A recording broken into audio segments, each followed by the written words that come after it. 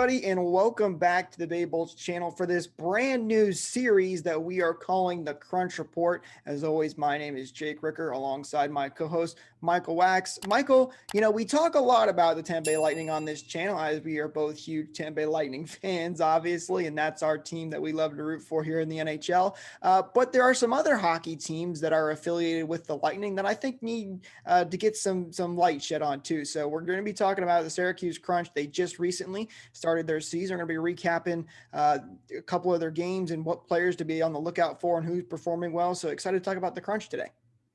Absolutely. And one thing that we should mention at the beginning of our first video is that the Crunches season is a little bit different this year. Normally, we'd be talking about Lightning prospects and we'd be talking about how well they're doing. It would be entirely full of Lightning prospects or AHL only players. This year, with the COVID-19 pandemic, it's a little bit different. The Springfield Thunderbirds are not playing their AHL season. And so everyone in the Florida Panthers organization that is in the minors has the opportunity to play with the Syracuse Crunch. That might impact some prospects, that might not. We'll talk about it. This is going to be a really fun segment, I think. Absolutely. And just real quick, too, as well, for anyone who may not know, the Syracuse Crunch are the Lightning's affiliates in the AHL. This is essentially the Lightning feeder team where players get drafted, they go and they play in the AHL, and then they are able to learn and develop their skills and eventually potentially get called up to the Lightning. So that's who the Syracuse Crunch are. For the Bolts. So let's get into the game recap. So far, the Crunch have played a total of 3 games, but one of them was an exhibition game, so 2 regular season games. And so far, they're 1-1 in the regular season so far, Michael. They had the first game, they won 6-1, so they had a really, really nice first game. And then their second game, they lost 3-4, so only by 1 goal. So not a bad start to the season for the Crunch with a dominating win and then a close loss as well. Yeah, not a bad start to the season at all. And we'll get to individual players in a second. But one thing that I really liked from the Crunch in their second game of the regular season was their resiliency. They were down 3-0. They came all the way back to bring it to overtime. And in overtime, some things happen because it's 3-on-3. It's not 5-on-5. So you can't really talk about that without putting it in a different category, if we're being honest. But I really love the resiliency of this team. I think that this team can go far because they are the best of the Lightning and the best of the Panthers. And as we'll talk about, the Panthers don't really have a lot of players playing right now on the Crunch. It's a lot of Lightning prospects, which I think bodes well for the Lightning organization. For sure, and it just goes to show how many good players and how good the Lightning have done in the draft over the past couple of years. So a good start to the season for the Crunch. Again, they've only played 2 games, so it's still very early. But you got to like what you see from them very early on. You talk about the resiliency. That kind of reminds me of another team I know in the Tampa Bay Lightning because they have a tendency to lock things down in the third period or try to make a little bit of comeback. Unfortunately for the Lightning, last time they did that, it was a little bit too late in their loss to the Florida Panthers. But let's talk about some of the individual players, Michael, because as of right now, there are a lot of players up there at the top of the points list since they had that 6-1 win, and basically everybody got involved, which is another positive from that game as well. It wasn't just, 1 or 2 players showing up for the team. It was almost everybody because everybody got involved in the scoring sheet, which is always good to see. But Michael, who do you like specifically from the Syracuse Crunch team that's performing well right now? I mean, the default answer is Alex Barry-Boulet, currently a point per game player. Again, it's only 2 games. There's so much stock you can put into 2 games. But he looks like he belongs in the NHL. Like, I know he can't go to the NHL right now because of either cap constraints or the fact the Lightning are really stacked up front, but he belongs in the NHL because he's playing like a guy that belongs in the NHL.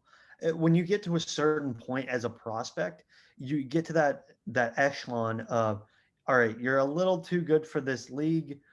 Maybe it's time to bring you up.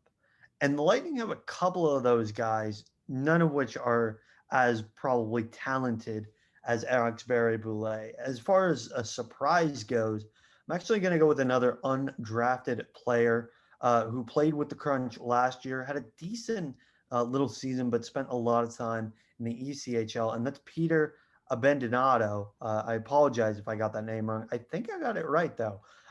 And yeah, he has been a pleasant surprise so far, both with his two-way play and his ability to dish the puck. He's been one of the more noticeable guys on the ice, and that's a good thing for a forward.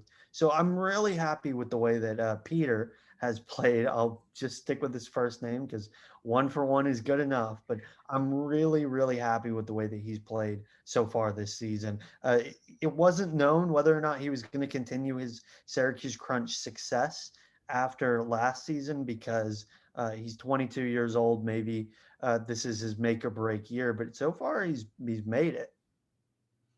Yeah, absolutely. And you mentioned Alex Pierre Boulette. He's the guy I'm specifically excited for, and I think a lot of Lightning fans need to keep their eye on because with the Lightning having some potential injury issues coming up, as we know, Steven Stamkos has just run into some issues being on the COVID list and also has a lower body day-to-day injury. Anthony Sorelli could also possibly be out for an extended period of time. So Alex Pierre Boulette is someone that could definitely have a possibility of getting his shot at the NHL level, and he's continuing to perform like he can that he could perform high at the NHL level as well down there in the AHL. He specifically has a goal and assist so far this season. Another guy, though, that's up there for the Crunch right now who leads the team in points is Boris Kachuk. He's been excellent for the Crunch for the last couple of seasons, actually. Currently on this season, he has a goal and assist for 3 points. Last season, he was up there for the team as well with 14 goals and 18 assists for 32 points.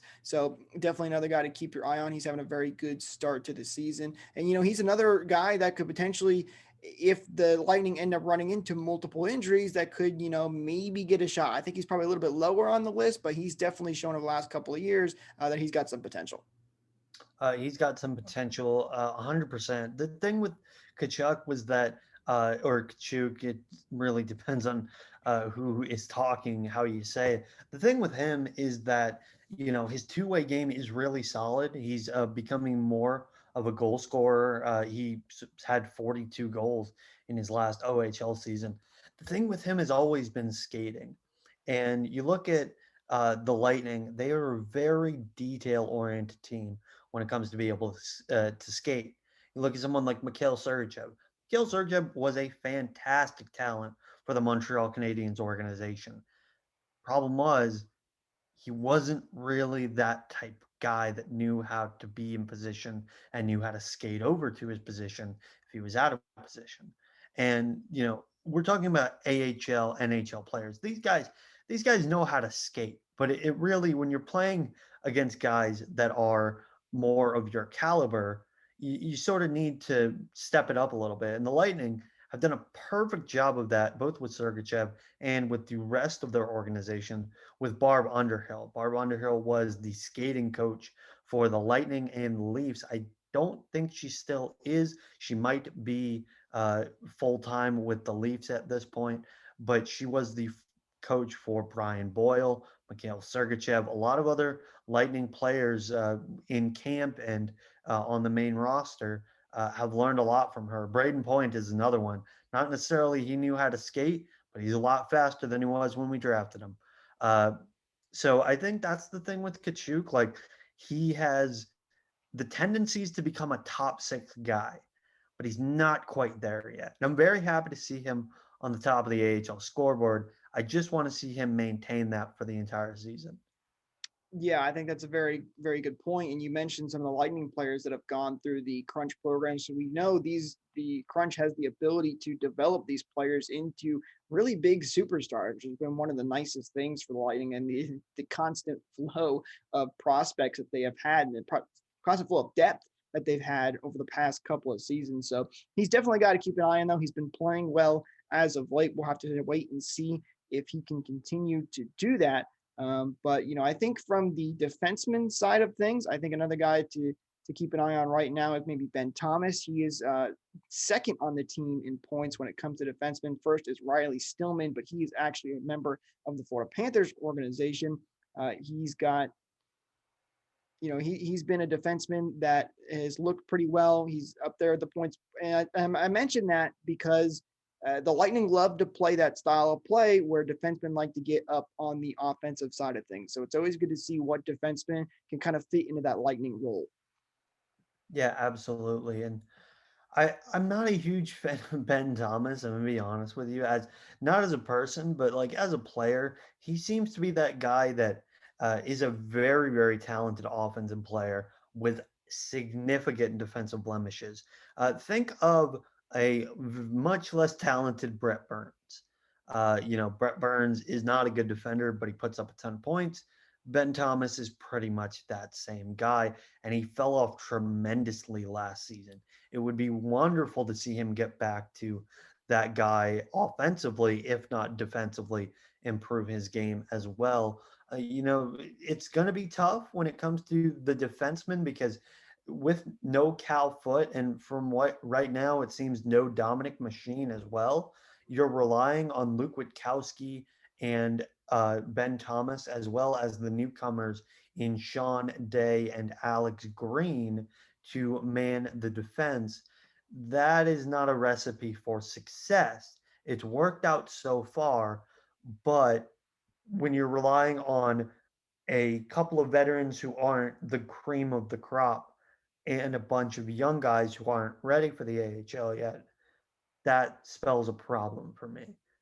And speaking of Luke Wiskowski, he actually has no points on the season as of right now and already 7 penalty minutes. And he's that kind of guy, though, that plays that grittier game, which explains why he has that many penalty minutes. But as we've noted with the Tampa Bay Lightning before, taking penalties all the time is usually not the greatest thing in the world. But so last thing we're going to talk about today, guys, is the upcoming schedule for the Crunch.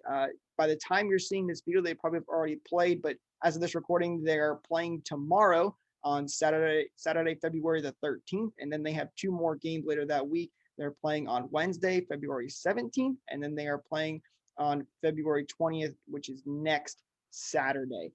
So 3 games coming up for the Crunch this week. They're playing a lot of the same teams, just like the Lightning are doing up in the NHL, where they're trying to limit travel as much as possible. So we'll have to keep our eye on that and see how they do. But so far, so good for the Crunch, and a lot of things to like from this team. Yeah, I'm really happy with the way that the current Lightning prospects are doing on the Crunch. It's going to be a fantastic season to see them. Again, we don't know if we're going to see everybody. It was really surprising that Gabriel Fortier is actually on the team. Was not expecting him to be in the AHL this season. I was expecting him to be in the ECHL, but the ECHL is not currently under playing right now, I guess you could say. So, uh, really happy with the way that he's played. Don't know if we're going to see everybody get an opportunity to crack the lineup this year, whether they're in the Panthers organization or in the Lightning organization. But I cannot wait to see where this thing goes. So that's going to do it for us, guys, today in this first episode of the Crunch Report. If you did enjoy it, please be sure to leave a like down below. That lets us know that you want to see more of this. We'll come back and recap the games hopefully about every week if we can, and you can learn a little bit about some of the Lightning prospects and players that could potentially be coming up to the NHL level very soon. So be sure to subscribe to the channel, ring the bell for notifications so you don't miss out on any of our content that's coming out soon. I hope you guys have a wonderful rest of your day, and remember, your Tampa Bay Lightning are your defending Stanley Cup champions.